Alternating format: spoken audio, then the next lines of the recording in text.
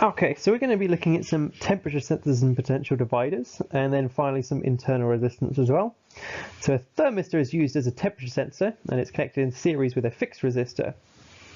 Explain why the circuit can be described as a potential divider. So there are in fact two resistors in series that share the total potential difference, and it's having components in series that makes a potential divider. So the resistance of a thermistor decreases as the temperature rises. Explain why the potential difference measured by the voltmeter across the fixed resistor increases as temperature rises. So first thing I'm going to think about is what happens to the current from the battery. So if the resistor of the thermistor decreases, the current is going to increase. So using V equals IR, if the current through the fixed resistor increases, potential difference across it must increase because its resistance hasn't changed, and that gives us a bigger voltmeter reading. So incidentally, it's not part of the question, but I thought I'd flag this up. That would mean the potential difference across the thermistor would decrease because the two potential differences must add together to give you the EMF. Okay, so the diagram shows how the potential difference across the fixed resistor changes to temperature on the circuit. Describe how the sensitivity of the sensor changes as the temperature changes. So remember, the sensitivity is the change in output divided by the change in input. So that's essentially going to be the gradient of this graph. And the gradient clearly decreases as temperature rises, so sensitivity must also decrease. So estimate the sensitivity at 70 degrees. So if we want the gradient of a nonlinear graph, we need to draw a tangent. So that's my attempt at a tangent there in red. And then we find the gradient of that tangent, and that gives me this value for the sensitivity. You might get a slightly different value as you might have a slightly different tangent. So the resistance of a thermistor at 70 degrees is 800 ohms. The potential PD across the potential divider is 6 volts. Use the data to calculate the resistance of the fixed resistor. So the potential difference for the fixed resistor is clearly 3.7, reading off the graph at 70 degrees. And that means the potential difference across the thermistor must be 2.3, as they have to add together to give 6. So then what we can do is we can stick that into the potential divider equation. And I've done the potential divider equation for the thermistor, which is why the 800 is on the top line. And the reason I picked this version is it only has one unknown. And then we can rearrange to solve what R is, and it gives us 1300 to 2SF. Just a quick word of warning at this point, if you try and do the potential divider equation for the fixed resistor, you end up with R on top and bottom line, and it gets really confusing when you rearrange it. It's much easier to do it this way. Okay, so we've got a circuit connected, as we can see. What will happen to the readings on the voltmeter and ammeter when the switch is closed? So the first thing to realize is when you close the switch, the total resistance is going to decrease because we've added resistors in parallel.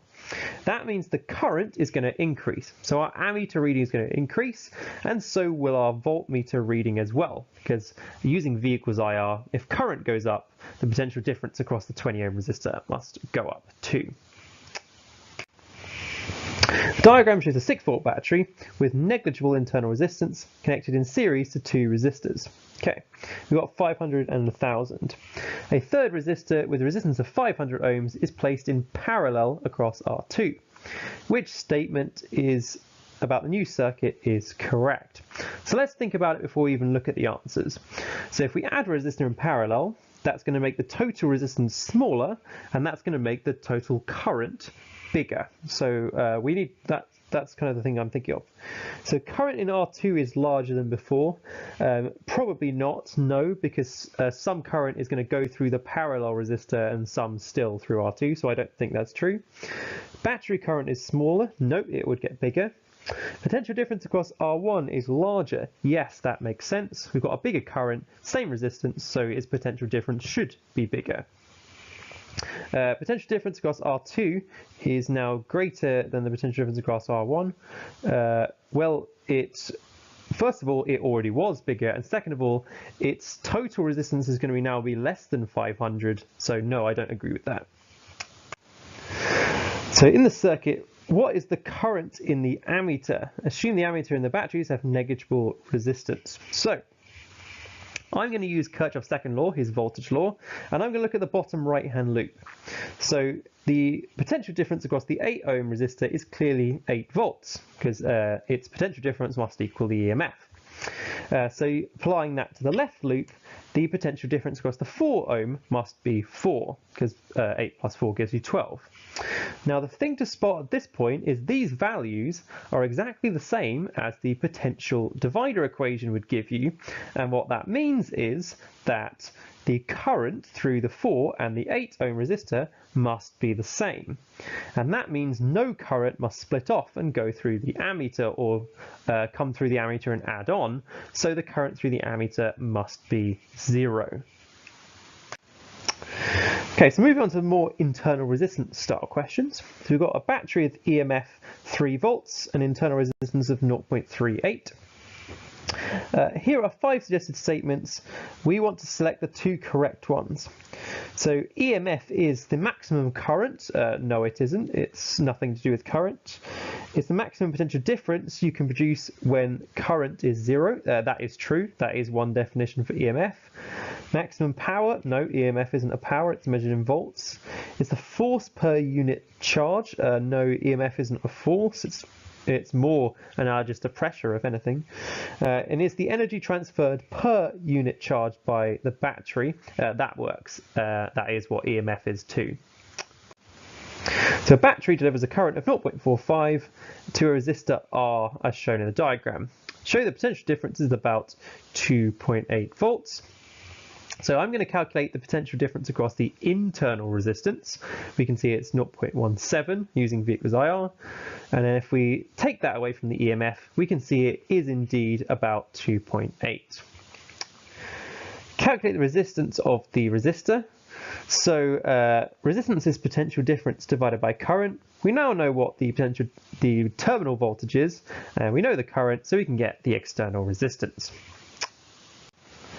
So a battery is connected to a fixed resistor, like we can see, and it's replaced by one of the same EMF, but with larger internal resistance. What happens to terminal PD and the current? Okay, so this is the answer, but let's actually see why. So I'm going to look at the voltage drop across the internal resistor. So if total resistance increases, the battery current decreases. And if the battery current decreases, that means that potential difference across the external resistor decreases too, because this resistance is still the same. So putting those two together, we can see it's clearly option A.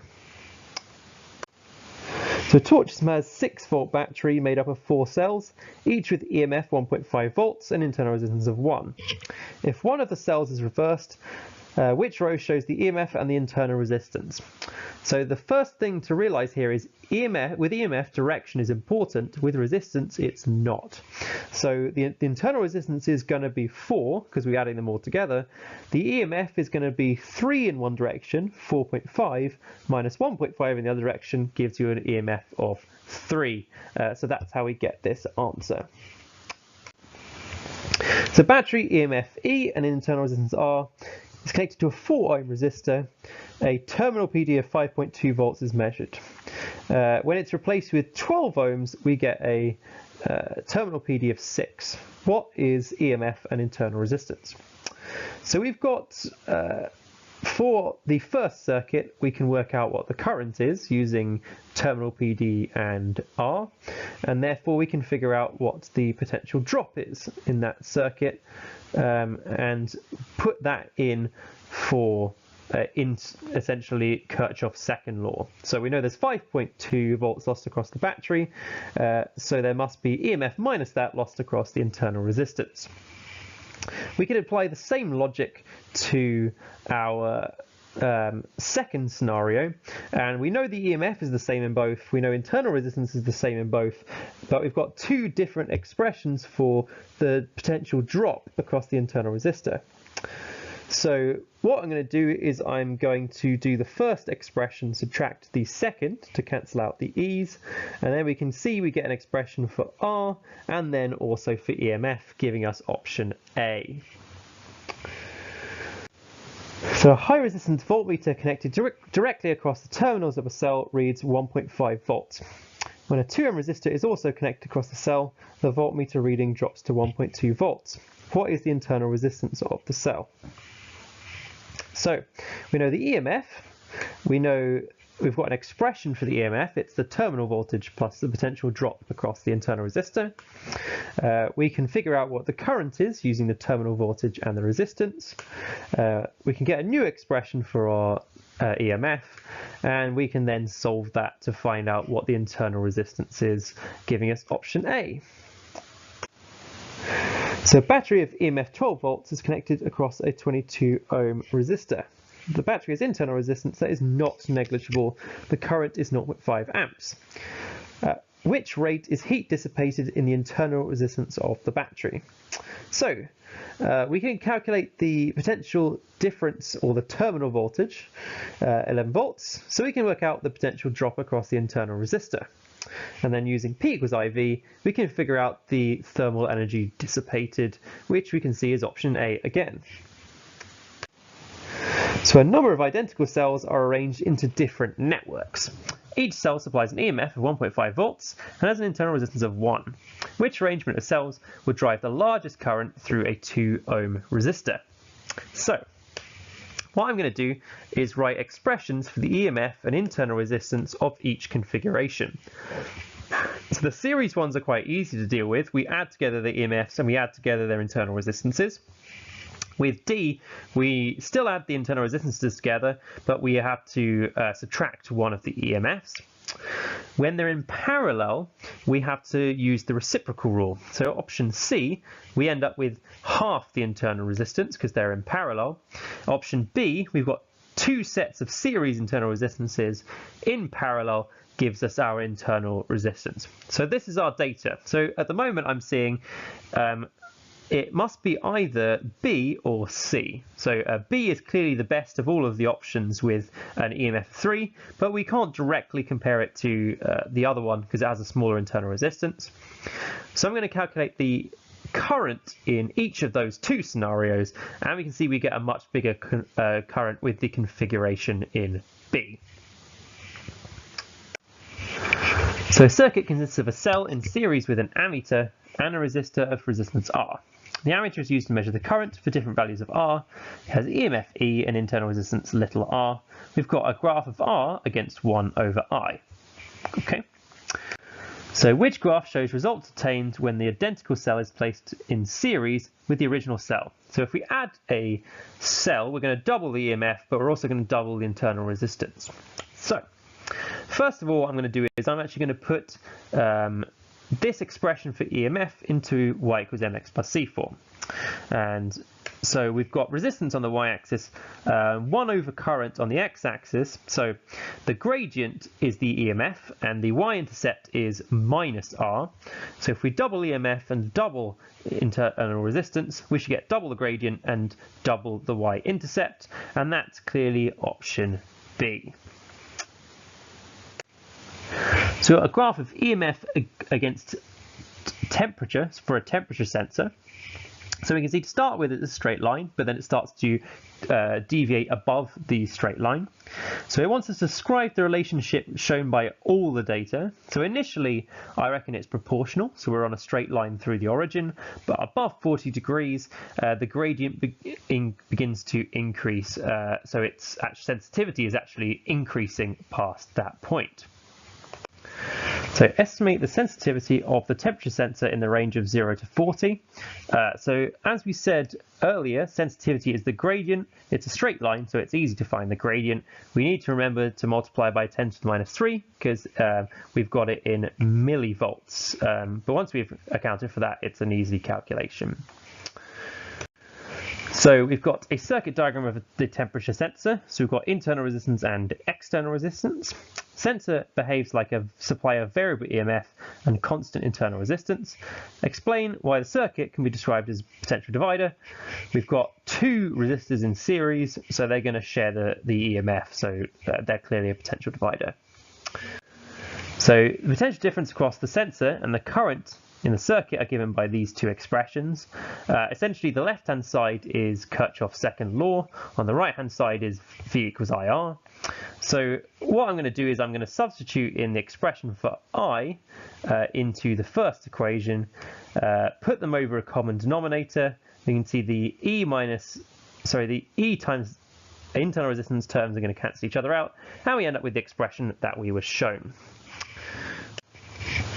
So the resistor is replaced by a meter to measure potential difference across the sensor. This meter has a resistance of 15 ohms. Use the equation to show the meter will display a voltage about 2% lower than the EMF, and we've been given the value for internal resistance. So essentially we're going to plug the numbers in. We don't know what E is, but we don't need to. So once we do that calculation, we end up with 0.98 E. So V is about 98% of E, so it is within the 2% as stated. So the meter is used to measure potential difference across the temperature sensor, and we're using a moving coil galvanometer. Two other instruments which can be used to measure voltage are also shown. So we've got a cathode ray oscilloscope and a digital voltmeter. Give one reason why each of these instruments are not suitable using data. So first of all, looking at the graph, we need to be able to go from an EMF of 0 up to an EMF of 640 microvolts. So if we have a look at the cathode ray oscilloscope, we can see the total change is less than its sensitivity. So you're not going to see the cathode ray oscilloscope change whatsoever in this experiment. So it's not sensitive enough to take the measurements. So we've got the total change is 0.64 millivolts, but the sensitivity is 1 millivolt per millimeter. So it's not even going to deflect by a millimeter there. The digital voltmeter is suitable for the opposite reason. It's the maximum EMF reading is greater than the full scale deflection. So its range is too small. Its sensitivity is fine, but we need a bigger range. So our rechargeable battery is put on charge for 4 hours, constant current of 50 milliamps, and we've got a 6-volt supply. Calculate the energy. So energy is power times time. Power is current times temperature difference. Put all those values together, and we get a value for the energy we've used to charge it. And we're going to use this a little bit later on. So what form does the battery store energy? It's chemical potential energy, and it's a form of storage, so we definitely need the word potential in there. So a charged battery has EMF of 4.5 volts and is connected to a 48 ohm resistor. Potential difference across a resistor is found to be 4 volts. The current is constant during the 45 minutes. Calculate the internal resistance. So first of all, I'll use the terminal PD and the resistance to calculate current, and then we can then also get an expression for the potential drop across the internal resistor using the two potential difference values, and then using those two we can calculate what the internal resistance is, 6 ohms. The energy supplied to a 48 ohm resistor in this time. So we've got current, we've got potential difference, we just need to convert time into seconds, giving us 900 joules. Calculate the percentage of energy supplied to the battery during a charge, which is provided to the 48 ohm resistor on discharge. So we've got these two values of energy. We've got 900 joules when it's discharged, 4,320 when we're charging it. So we're getting a return of about 21%. So explain why the value of internal resistance calculated in C part 1 is only reliable to one significant figure. So if you look back at the calculation, potential drop is clearly to one significant figure, because when we're subtracting the 4 from the 4.5, during subtraction you keep the number of decimal places the same, so 1 decimal place is appropriate, and that means we've only got one significant figure to work with. So the diagram shows a circuit with a 6-volt battery, internal resistance 1.2, supplying a current of 3. We've got 2 resistors in parallel, one of which you know the resistance is 1 ohm. Okay. So complete the table to show current, potential difference and power for each component. So we know the current for the internal resistance is going to be 3, and then using V equals IR we can get the potential difference, and using P equals IV we can get the power. I'm not putting units because the units are already in the column headings. For the 1 ohm resistance, the first thing we can do is figure out what its potential difference is. It's the EMF minus the potential drop across the internal resistor. Gives us 2.4. And we can do the same thing for the other resistor because they're in parallel. To get the current, we know the potential difference, so we know the resistance. That gives us our current. And then using Kirchhoff's first law, we can get our other current. And then all we need to do is use P equals IV to fill in the remainder of these calculations there.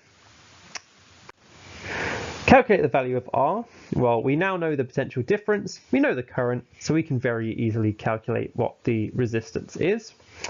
And if we want the total resistance, what we can do is we know the EMF supplied, we know the current supplied by the battery, so we find the ratio of those two gives us 2 ohms.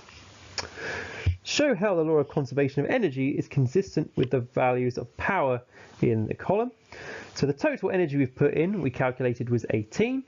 The total power we've got out is also approximately 18 once you add all these numbers together. So you can see that energy is conserved because for every watt we put in, we take a watt out again. So a battery is connected to a variable resistor of resistance R, and the battery has EMF of 6, internal resistance of 2. So we're collecting some data, but we've been left some blanks. Fill in the blanks here. So essentially, to get the currents, we're going to do the EMF divided by the total resistance. So essentially do 6 divided by 5, 6 divided by 6. And do P equals to get power, I'm going to use I squared R. So we're going to square the current values times by the value of R. So not the R plus R, by the value of R. And we get these values here. And then what we want to do is add those to the graph and finish the line of best fit. So those are the 4 points plotted. Here's the line of best fit that matches with those. And state the value of R, which has the maximum power transfer. That's clearly 2. And those of you who've done some calculus should know that maximum power is transferred when the external resistor is equal to the internal resistor. You can prove that using calculus, so it's good to know so you can check. Explain what happens to the power supplied by the 6-volt battery when the current is 3 amps. So, when we're at 3 amps or 6 volts, what's going to happen is all the power is dissipated by the internal resistance, and that's essentially why we get a power of 0 dissipated by the external resistor at that point. Okay, so efficiency is defined by power dissipated in R divided by power supplied by the battery. Determine the efficiency when R equals 2. So we've got the power in R is 4.5. The power we've put in is actually 9 because it's going to be I times V. So we get an efficiency of 50%. State the value of R that gives the greatest efficiency. So essentially what it's asking is in which value is most of the energy dissipated in the external resistance? Well, it's going to be in the biggest resistance, because effectively what we've got is a potential divider. So for R to get the maximum amount of energy from each charge, it's going to be at the biggest resistance. And if we'd had even bigger resistances, we'd have given those as the answer. So final couple of questions. Define resistance, its potential difference divided by current, or the ratio of potential difference to current. Calculate the current through a resistor at 4 ohms resistance with a potential difference of 12. We're just rearranging V equals IR here to give you 3 amps. So a car battery from a DC can be charged from a DC supply connected in parallel. So we've got the DC supply on the left with a 14 volt EMF, 1.6 ohm internal resistance. We've got the car battery with a EMF 12 volts. And then we've got some electrical items connected with a resistance of 4 ohms. Okay, so deduce the potential difference across the internal resistance. So I'm going to apply Kirchhoff's second law to the loop AGFC. So the total EMF is going to be 14 minus 12. So the potential difference must be equal to 14 minus 12, gives you 2 volts. And that's going to be in the same direction as the 14 volt EMF source. So now it wants us to calculate the current through the DC supply. Well, we know the potential difference across the internal resistance is given by this expression, and we know what the potential difference is. We just worked it out. We know what the resistance is, so we can figure out the current, 1.3 amps. So then calculate the current through the battery. Well, before we can do that, we first need to work out the current through the electrical items by doing potential difference divided by the resistance. So we know 3 amps goes through the electrical items, 1.3 amps came from the DC supply, so we're going to need 1.8 amps from the battery. So more electrical items are switched on. Show that the total resistance of the electrical items in use in the diagram for the battery to supply 0 current is 9.6 ohms. So if current from the battery is 0 amps, that must mean the total current is the current that we're getting from the DC supply. And we already worked out what that is, it's 1.25. And if we do potential difference divided by current, you can see that the external resistance has to be 9.6 ohms. So the key here is if there's no current for the battery, all the current comes from the DC power supply. And we already figured out what that is. Suggest what will happen if the total resistance of the electrical items is higher than 9.6 ohms.